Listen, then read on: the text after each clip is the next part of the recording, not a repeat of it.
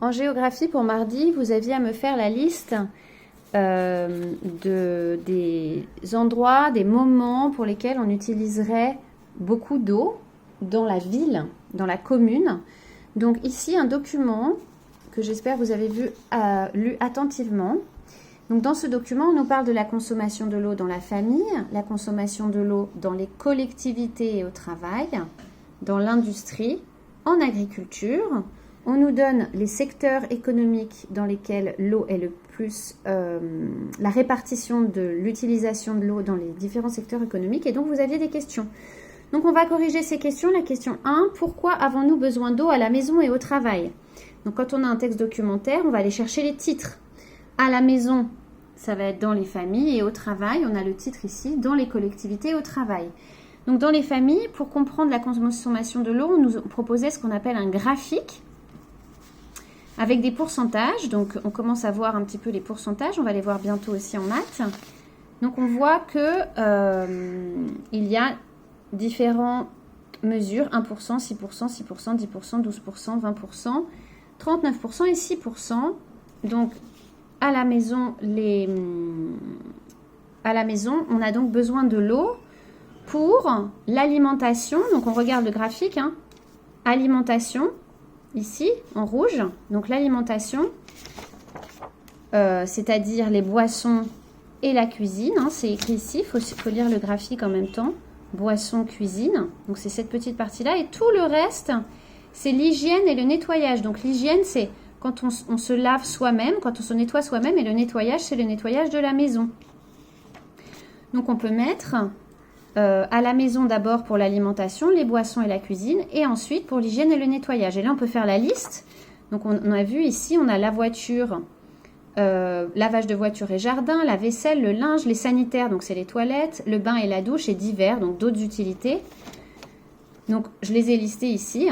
Hygiène et nettoyage, la voiture, le jardin, j'aurais dû mettre des majuscules. La vaisselle, le linge, les sanitaires, le bain et la douche et d'autres utilités. Divers, ça veut dire d'autres choses. Si vous m'avez fait des phrases à la place de mettre une liste, c'est juste aussi. Et puis après, au travail, donc on avait un petit texte ici. Dans les collectivités au travail, écoles, hôpitaux, lavage des rues et consommation au travail représentent environ 210 litres d'eau par jour et par personne. Donc, on nous demandait, pourquoi avons-nous besoin d'eau à la maison et au travail? On peut répondre au travail, pour les écoles et les hôpitaux, le lavage des rues. Non, le lavage des rues, c'est pas ici. Le lavage des rues, je sais où c'est que j'ai trouvé cette information. Ah si, là. École, hôpitaux, lavage des rues, pardon. Voilà. École, hôpitaux et lavage des rues, excusez-moi. Ensuite, question numéro 2. Pour quelle activité utilisons-nous le plus d'eau à la maison? Donc là, on va retourner forcément au graphique qui parle de la maison. Puis on va l'observer, ce graphique. La plus haute partie du graphique, c'est 39% et elle correspond au bain et à la douche.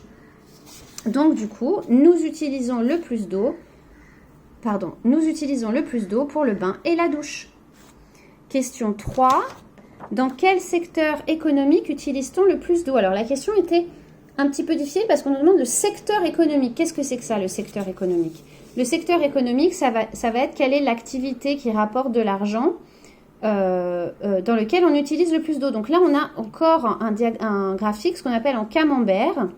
Donc, ça nous permet de voir la plus grande partie, c'est-à-dire 73% est utilisée par l'agriculture, 6% par les ménages. Donc ça, c'est pas le secteur économique qui ramène de l'argent, c'est qui consomme de l'argent.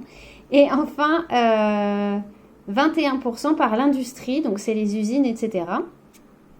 Donc du coup, on peut voir que c'est 73% par l'agriculture. Donc on peut répondre à la question, nous utilisons le plus d'eau dans l'agriculture. Ensuite, question 4. À quoi sert-elle cette eau dans l'agriculture? Du coup, ça se répare, je suis désolée les enfants, je suis fatiguée aujourd'hui. Ça correspond à la réponse de la question précédente. Donc, à quoi sert cette eau? Donc, c'était un petit peu aussi difficile de le comprendre. Donc, du coup, il va falloir aller dans un autre texte, puisque là, on a vu que c'était dans l'agriculture. On va aller dans cet autre texte, en agriculture. L'alimentation du bétail, donc le bétail, c'est les vaches, les veaux, les bœufs, etc. La culture des céréales, l'irrigation, donc l'irrigation, c'est l'arrosage des champs, et le lavage du matériel et des locaux. Les locaux, c'est donc les endroits, hein, les bâtiments, nécessitant un approvisionnement en eau très important. Donc, à quoi sert-elle dans l'agriculture, cette eau? On va pouvoir répondre grâce à ce petit paragraphe. Dans l'agriculture, l'eau sert pour le bétail, la culture des céréales, l'irrigation, l'arrosage, le lavage du matériel et des locaux. Donc, j'avais à trouver l'information, du coup, et après, finalement, je n'avais plus qu'à recopier en la formulant dans une phrase. Et enfin, pourquoi faut-il de l'eau dans l'industrie? Je vais du coup me diriger dans le petit encart qui correspond à l'industrie. Dans l'industrie, la plupart des usines utilisent beaucoup d'eau pour fabriquer des objets. 10 mètres cubes pour une voiture. Un mètre cube, c'est un cube de 1 mètre sur 1 mètre. On en avait parlé quand on avait fait les contenances. 10 mètres cubes pour une voiture. Chauffer les locaux, donc pour faire du chauffage. Refroidir les machines. Laver ou évacuer les déchets. Évacuer, c'est se débarrasser des déchets. Donc dans l'industrie, grâce à ce petit paragraphe, on peut répondre à la question. Il faut de l'eau dans l'industrie pour fabriquer des objets, chauffer les locaux, refroidir les machines, laver ou évacuer les déchets. Voilà, j'espère que j'ai été claire parce que je ne me suis pas trouvée très claire. Je vous avoue être un petit peu fatiguée aujourd'hui et du coup, j'espère que vous avez compris mes explications. Je vous remontre la feuille. N'hésitez pas à faire pause pour regarder chaque question et voir si vous avez correctement répondu pour cette petite leçon de géographie pour laquelle normalement on devrait être ensemble. Et là, vous faites tout seul. Donc, c'est pas forcément évident. Voilà.